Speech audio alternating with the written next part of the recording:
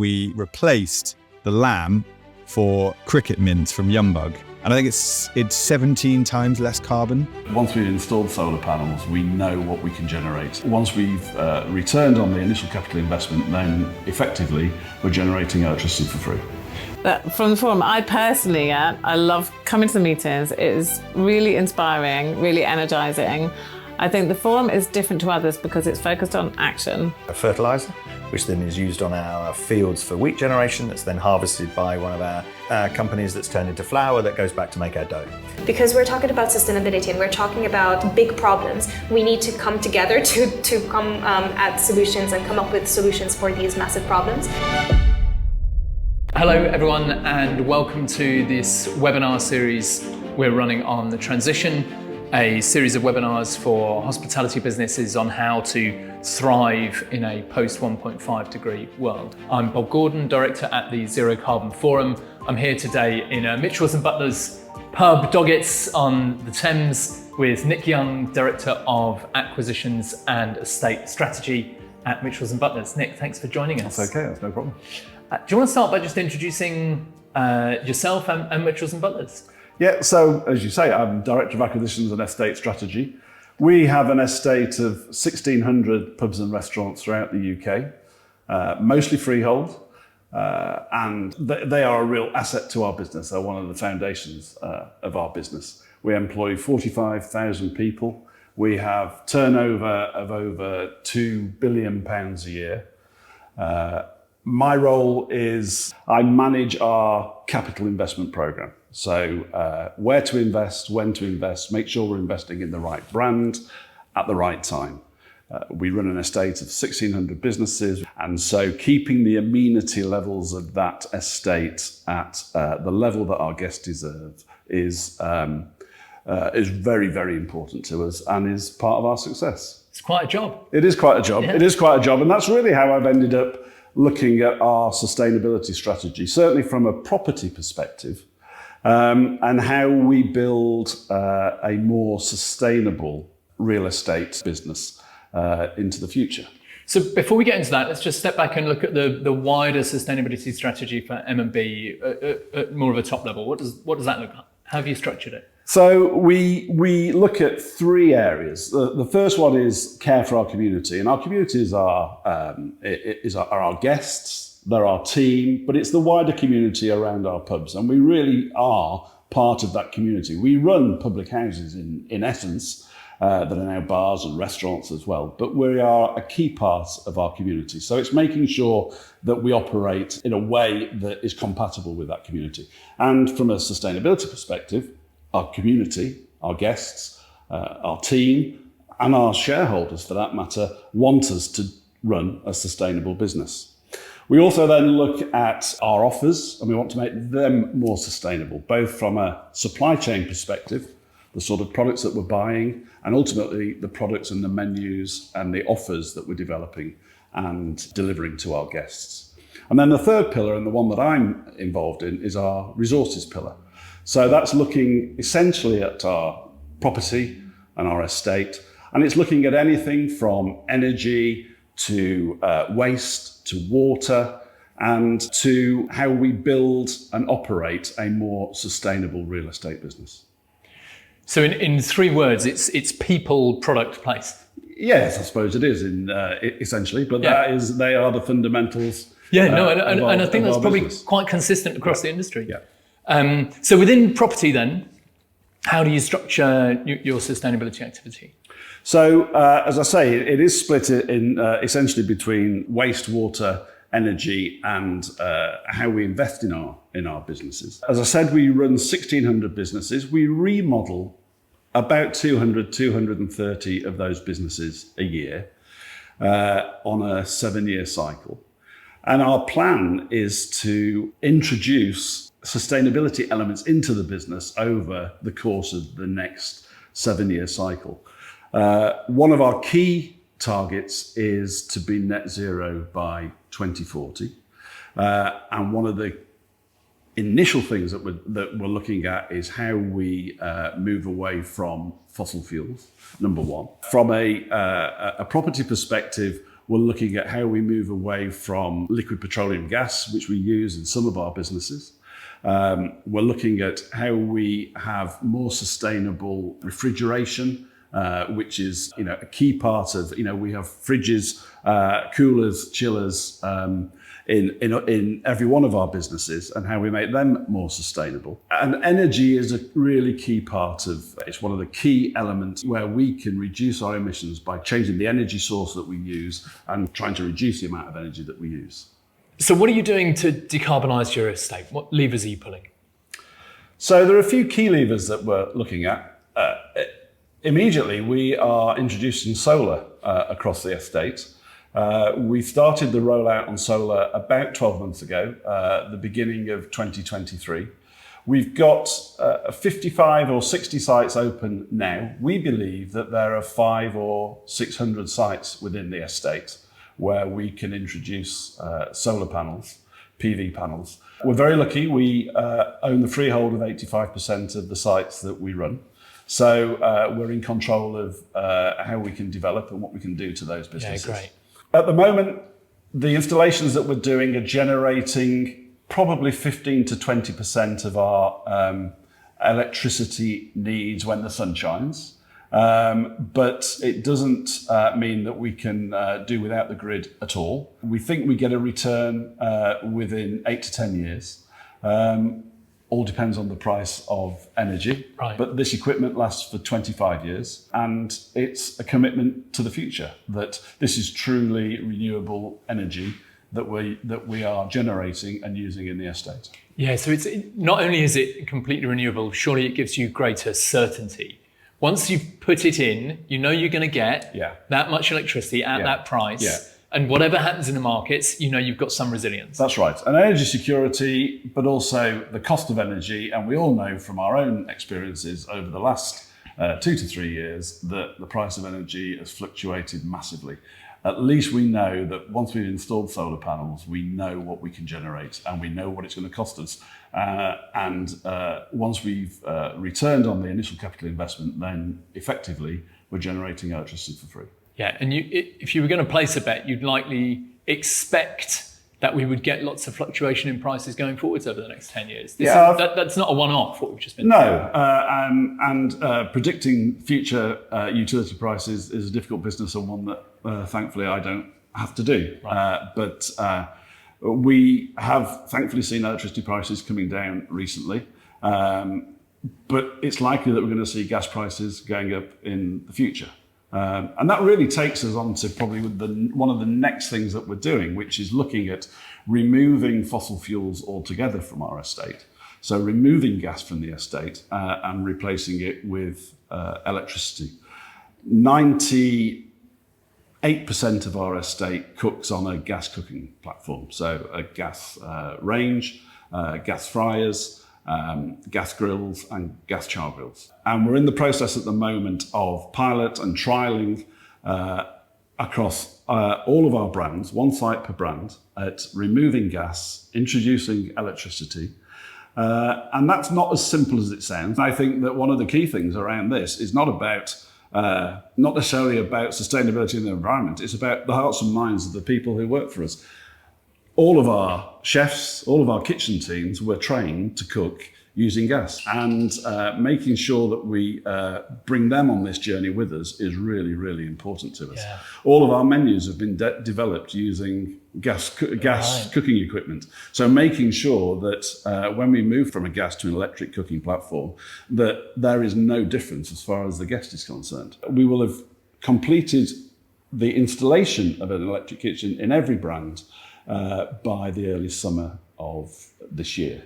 For some brands it's easy, some brands are cooking predominantly on electricity anyway, but for others where there's a lot of pan work, where there's a lot of char grilling of steaks and meat, then this is a large proportion of our menu. Yeah, so there's an operational challenge. Let's just talk about the kind of strategic challenge here. So this is a big change, not exactly as you've said, from a customer point of view, chef point of view. There'll be cost implications for this, not just in terms of all of those refurbs you're going to do, but also operational costs as well. There are capital costs, but there are operational costs. There's the cost of training our teams to operate an electric kitchen. But there's also that differential that we talked about between the price of gas and the price of electricity. And one of the things that we, through the trials, we want to understand is exactly what is the difference. What were we using before when we were cooking on gas? And how much energy are we using now when we're cooking on electric? One of the things that we're introducing at the same time is electric induction cookers. So whereas previously there was a tendency for kitchen team to come in, turn the gas on first thing in the morning, and the gas was on all day until we finished service at 9 or 10 o'clock in the evening. Now with induction cookers, they heat up quickly, but they are not on all the time. And so it's going to be really interesting to see how much that reduces our energy consumption in our kitchens. Yeah, interesting. So are you doing things like building energy management systems at the same time to restrict when things can be on? We are. So running in parallel with the work that I'm doing, other colleagues were introducing IoT, so Internet of Things, looking at turning bits of kit off at times when it's not being used. Yeah. From our bottle coolers overnight, introducing things like making sure we've got curtains on all of our walk-in fridges and freezers, monitoring the heating system and the temperature within the business at all times, so that if it would appear that the trading area is being heated to 22 degrees in the middle of the night, we can turn that down remotely, or the system can impact on that. So we're doing a lot of things as well. It isn't just about kit, it's about how we operationalize that and how our teams work with that. And I think that having a sustainability focus has given us a real opportunity to question how we operate as well, for the better. Yeah, right. That's a really interesting angle and a joy to hear, because I think for a lot of operators, they might look at a project of this size and cost and say, do you know what, we'll just do that later. So how in the context, I mean, hospitality is obviously facing some pretty challenging headwinds. In that context, how do you manage to keep this on the table as such a big strategic project? It's not easy, that's for sure. And you're right, and we are facing lots of headwinds that are well documented elsewhere, but we've had COVID and we've come out of that. And the energy crisis, cost of living crisis, other cost headwinds, cost of goods. But what we're committed to is a long-term goal of being net zero by 2040. And I think having that goal has been really important, because we've set the goal. We've had that goal ratified by Science Based Targets Initiative.